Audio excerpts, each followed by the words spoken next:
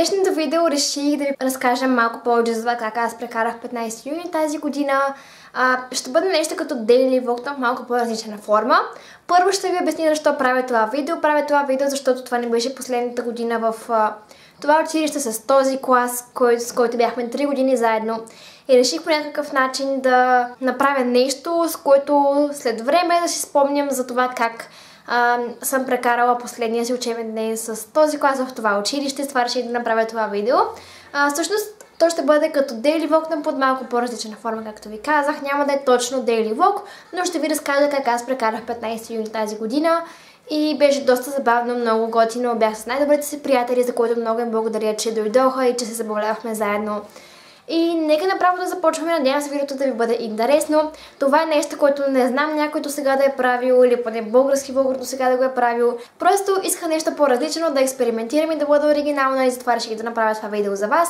Надявам се да ви е интересно и нека започнем с дългият разговор за това как мина 15 юни. Момент, преди да започнем трябва да направя нещо.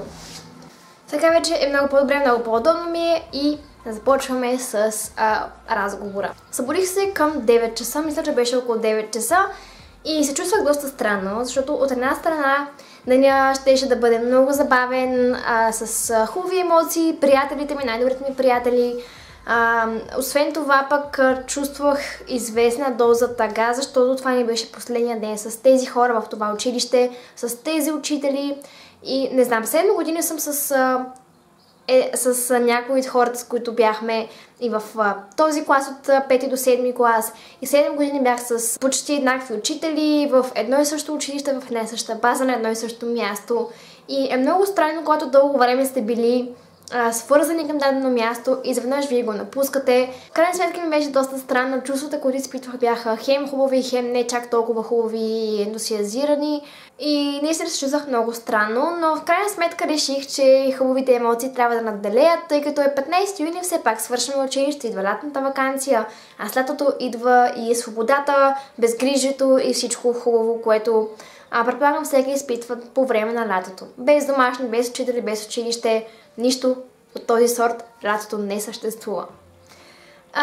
Събудих се, след това станах и така свързах с моите приятели, разбрахме се за излизането и беше много така приятно да си говоря с тях преди да излезем.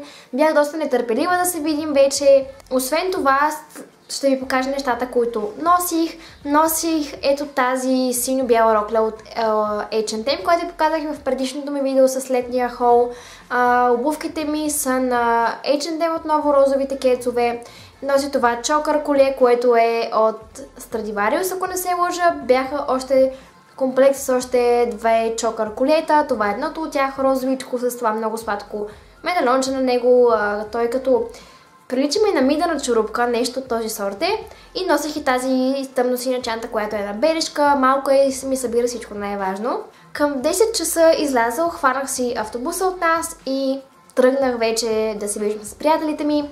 Към 10:30 се събрахме около училището с няколко от моите приятели и взехме на класната ни букет една кошница с цветя и написахме картичка. Картичката беше много сладка, просто налила в картон, написано с много хубави букви картичка. Благодарение на Танчото, една от моите най-добри приятелки, която направи и написа картичката, имахме картичка за класната ни. Освен това взехме този букет, който е в кошница и е розови цветя. Освен това има и лилави пандалки и решихме, че лилава картичка би се вързала доста добре със самия букет. Освен това, взехме една кутия бомбони линд, тъй като класната ни много обича линд и решихме защо да не я вземем. Влязохме вътре, подарихме на класната букет, освен това си подарихме и подаръци. Взаимно и естествено подаръците не са най-важното нещо, но аз им подарих ето този колаж. Сега ще ви го покажа. Моят колаж все още няма рамка, но представлява ето това нещо. Това е колажът, който аз подарих на моите приятели. Това са някои от снимките, които имаме общи снимки, общи снимки, които сме си правили заедно. Сложих този колаж в черна рамка и го подарих на моите най-добри приятели. Освен това им подарих и картичка, на която пише доста лични неща. Няма да ви казвам какво съм писала на тях, тъй като са доста лични неща, които предполагам всеки приятел пише към друг от своите приятели. Качихме се горе в класната стая. Нямам снимки от класната стая, тъй като не снимах тогава и даже аз не знам защо. Имам няколко снимки с моите приятели оттам, може би в момента ги виждате, ако съм сетила да ги сложа някъде, предполагам тук или тук, някъде може би ще има общи снимки с нашите приятели от класната стая. Взехме си бележника, взех си отличния бележник, пълен с частици. Няма да ви го показвам, но той всъщност ето там. Мога всеки момент да стане да го взема, да ви го покажа, но едва ли ще ви бъде интересно. Взехме си бележниците, свидетелства, бележки, здравни картони, какви ли не глупости и тем подобни скучни неща от училище и помотахме се малко там, след което решихме да отидем в Paradise. Paradise е един от столичните молове. Предполагам, ако живеете в столицата, знаете, че Paradise е един от може би най-големия мол в София. И на покрива му има един луна парк, който е много забавен и много интересен, има доста хубави атракции. Там чакахме на опашка, може би около 10 минути, тъй като имаше доста голяма опашка. Имаше много хора, най-вече деца, които са завършили на 15 юни и са решили да се забавляват. Заредихме си карта, в която даваш определена сума, иска да кажа определена сума, и те ви зареждат карта, с която след това ходите по различните атракции. Първо се качихме на едно влакче, което е, честно казано, интересно, но пък е доста кратко. По-малко от една минута продължава и всяка една от атракциите, на които се качихме е по 4 лева, повечето са по 4 лева, някои са и по 2 лева. Така качихме се на влакчето, което беше подобно на влакче на ужасите, но не беше точно такова, беше на като... Сещам се на английски, че е roller coaster, но пък на български е просто влакче. Качихме се на него и то не беше чак...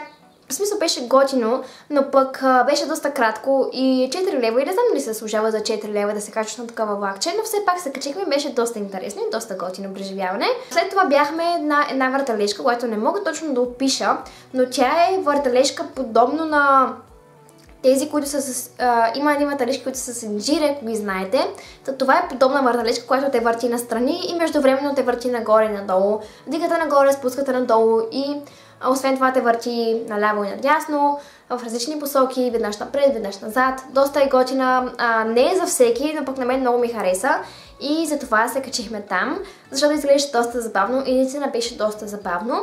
Единственият проблем, който имахме е, че чакахме доста на опашка, тъй като за всяка една от атракцията имаше доста голяма опашка, както аз очаквах, че ще има, тъй като е 15 юни. След това отидохме на, може би, най-страшното нещо, на което аз малко се страхувах да се кача, но все пак беше много готино, а именно Ninja Fly.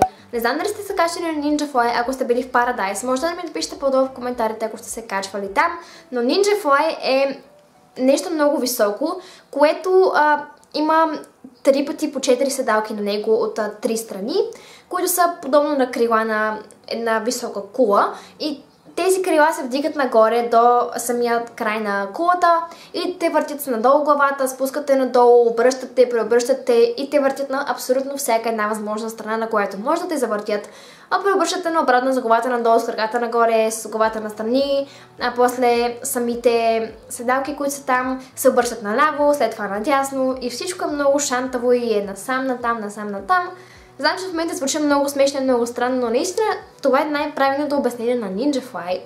Първо беше много страх да се кача, но в крайна сметка много ми хареса. Беше естествено това, предполагам, ако сте по-малък, предполагам, ако сте на 10-11 години, не ви препоръчвам да се качвате там, тъй като е доста страшно.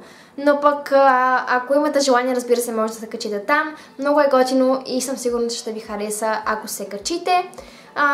Началото наистина е доста стряскащо, тъй като никога, ако не си се качвала на него, а и за пръв път, както на мен беше за пръв път, е наистина много стряскащо и много странно, но пък когато свикнете вече, ви става много готино и се забавлявате, отпускате се и крайна сметка, когато слязохме оттам, аз исках да се кача още един път, тъй като беше много готино, но в крайна сметка наистина много ми хареса и се радвам, че се качих там.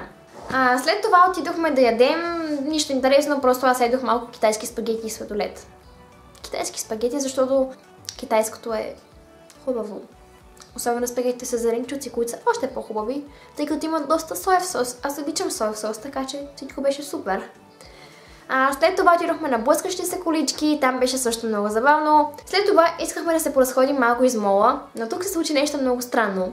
Спря тока изведнъж, просто спря тока в мола. Точно бяхме влезли вътре, бяхме до киното, което е на последния етаж на мола и спря тока изведнъж.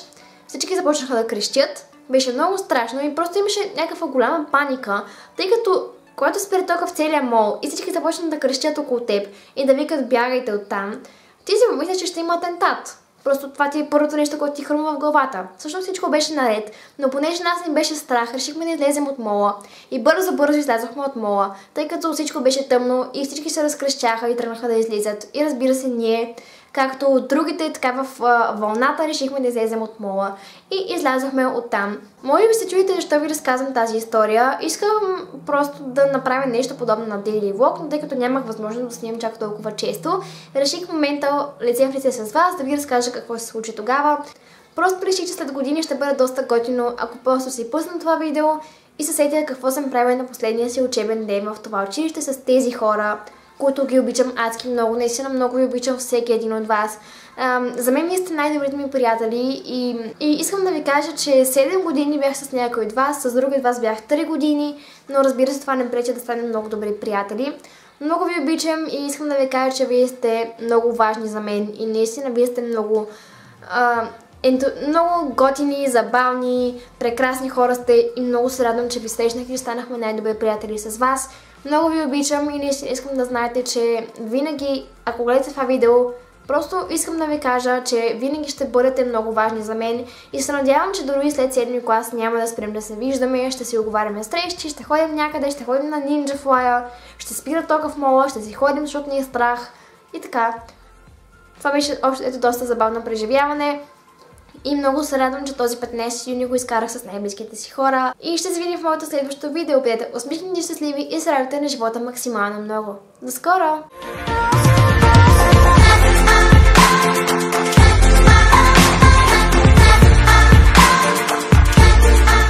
И тук е време за един послепис. Искам да ви кажа, че чрез това видео се опитах малко да разнообразя видеята в моя канал, но ще има още доста летни видеа, които ще правя за вас. Така че давайте ми идеи по-долу в коментарите, разбира се, ако искате подобни видеа. И това е всъщност това, което иска да ви кажа. Линк на всичките ми социални мрежи, както винаги има долу в описанието. Знаете си вече какво слагам долу в описанието. Също така, често задавани въпроси също има долу в описанието, като например откъде съм, на колко съм и така нататък. Така че можете да погледнете кутийката с описанието и да видите нещата, които има там. И така. И да, ще се видим съвсем скоро с вас.